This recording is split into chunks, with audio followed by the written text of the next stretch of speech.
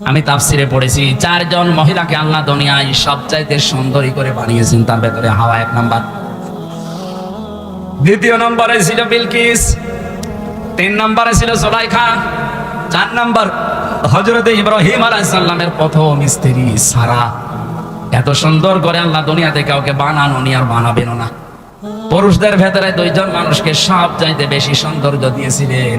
একজনের নাম মুহাম্মদ রাসূলুল্লাহ, আর একজনের নাম হযরত ইউসুফ আলাইহিস সালাম। পৃথিবীর সবচাইতে বড় বিশ্ব সুন্দরী হযরত হাওয়া। দেখার পরে হযরত আদম ধরতে গেলেন, তাকালেন, আল্লাহ বলেন তাকানোও যাবে না, ধরাও যাবে না। হযরত আদম ওই সময় বলেছে রব্বুল আলামিন ধরাও যাবে তাকানো যাবে, কি করলাম সেই বুদ্ধি দেন। আল্লাহ বলেন ধরাও যাবে তাকানোও যাবে, বিয়ে করা লাগবে।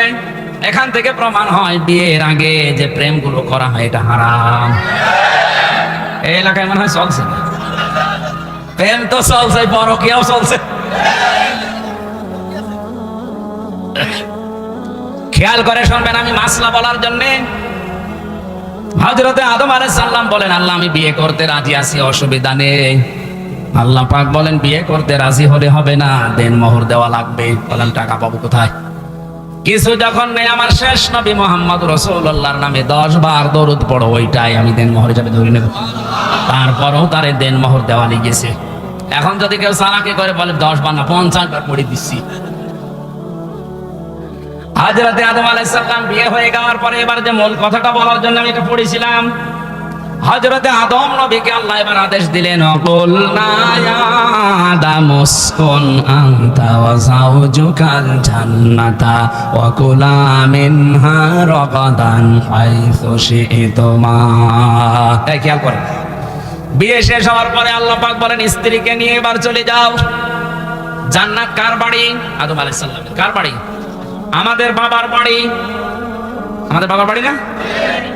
আল্লাহ পাক জানাতে চাইলেন যে স্ত্রীকে নিয়ে এবার তোমার বাড়ি যাও।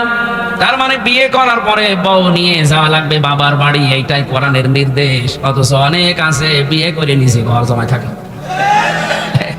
এলাকায় ঘর জমায় না, ঘাট ধরে তাড়িয়ে দেবে। তুই বিয়ে করে বাবার বাড়ি যাবি, তুই নিজে সহ থেকে যাস। এতটুকু শেষ করেননি, আল্লাহ পাক বলেন তুমি নিজে যাও, তোমার বউকে নিয়ে যাও। ওয়াকুলা মিনহা রাগাদান হাইসু শি'তুমা।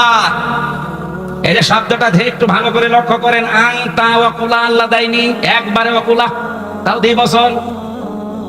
আজ নারী পক্ষ, নারী স্বাধীনতা আন্দোলন, নারী বিপ্লব পরিষদ, নারী মুক্তি পরিষদ, প্রায় 13টা সংগঠন কাজ করছে দেশে নারীর পক্ষে। কি দিতে পেরেছেন আপনি? 1500 বছর আগে আমার আল্লাহ যেটা দিয়েছে ওইটা যদি নারীরা এভাবে বুঝতো, ওরা নিজেদের অধিকারের জন্য আন্দোলন করত।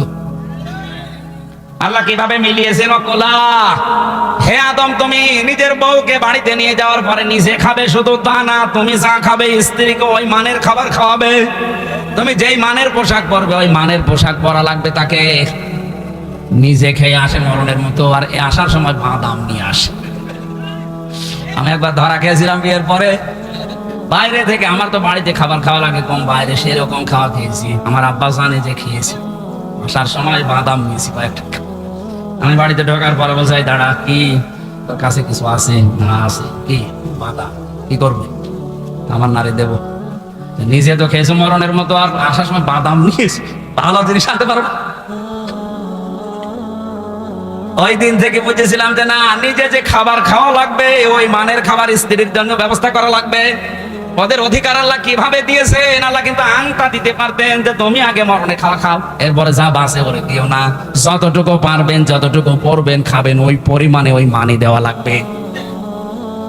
এতটুকু আল্লাহ শেষ করেননি। রাগাদান হাইসু শি'তুমা, যেখানে ইচ্ছা যাবে, যা ইচ্ছা খাবে, কিন্তু সাবধান, এই তাকান, ওয়ালা তাকরাবা হাদিহি শাজারা, এই গাছের নিকটে যাবে না।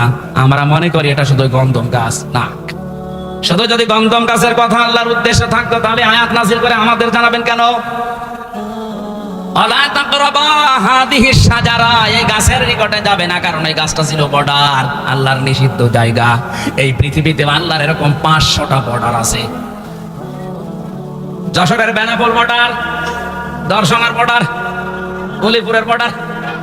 এই পৃথিবীতে আল্লাহ 500 বর্ডার দিয়েছেন, নিষিদ্ধ জায়গা দিয়েছেন। আপনি এই সমস্ত জায়গায় বউ নিয়ে যেতে পারবেন না।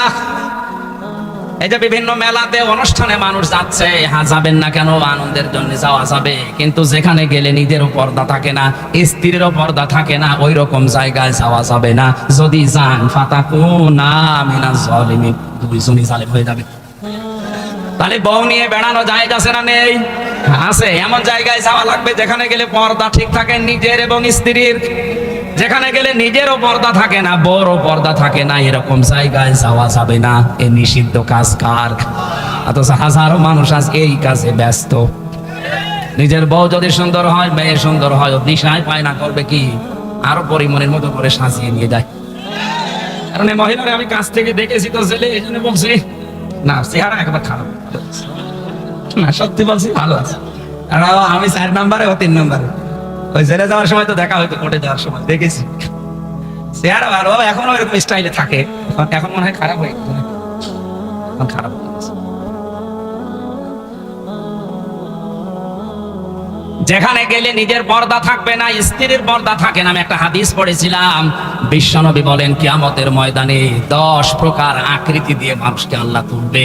তার ভেতরে 9 নম্বরে তারা কিছু মানুষের আকার হবে শুকরের মতো। আপনি এই চেহারাকে সুন্দর করার জন্য ফেয়ার এন্ড লাভলি, ফেরেশ ওয়াশ, কত কিছু মাখেন, অথচ চেহারা থাকবে না। মরণের পরে এটা পাল্টিয়ে শুকরের মতো হয়ে যাবে।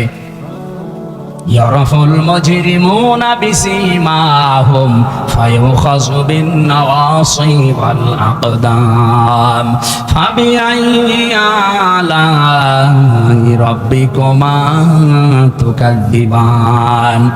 জবান খুলে দিয়ে কোরআনের এই আয়াতটা পড়েন, ফাবিআইয়ি আলাই রাব্বিকুমা তুকাযযিবান। এই আয়াতের তাফসীরে মুফাসসির লিখেছেন, কিয়ামতে আল্লাহ মানুষের আকার করবে 10 প্রকার, তার ভেতরে 9 নাম্বার প্রকার হবে শুকরের। শুকরের কাজ কি? নিজের স্ত্রীকে, নিজের মেয়েকে, বেটার বউকে নিয়ে দেখবেন এক জায়গায় যায়, নিজে বসে বসে গল্প করে, আর ওগুলো সব ছেড়ে দেয়। আজ হাজারো মানুষের চরিত্র ঠিক এই শুকরের মতো। নিজের বউ, বেটার বউ, মেয়েকে নিয়ে যাচ্ছে অনুষ্ঠানে, বাজারে, নিজে এক জায়গায় বসে থাকে, আর ওগুলো সব আল্লাহর রাস্তায় ছেড়ে দেয়। না, এটা ঠিক বলা ঠিক না, এটা আল্লাহর রাস্তা। আপনি কেন ঠিক বলবেন? আবার যদি একটু সুন্দরী হয়, ও দিশা পায় না, মানুষকে দেখিয়ে নিজেও মজা পায়, ওদেরকেও মজা পাওয়ায়। কুষ্টিয়ার ওই যে গোল চত্বরে একবার মোটরসাইকেল নিয়ে দাঁড়িয়ে আছি, হঠাৎ দেখি একজন পাশে, পেছনে তাকানোর পরে আর তাকাতে পারলাম না। বললাম, ভাই কি? ভাবি। ভাবিয়া কি পরিয়েছে, নাকি শাড়ি না মশারি?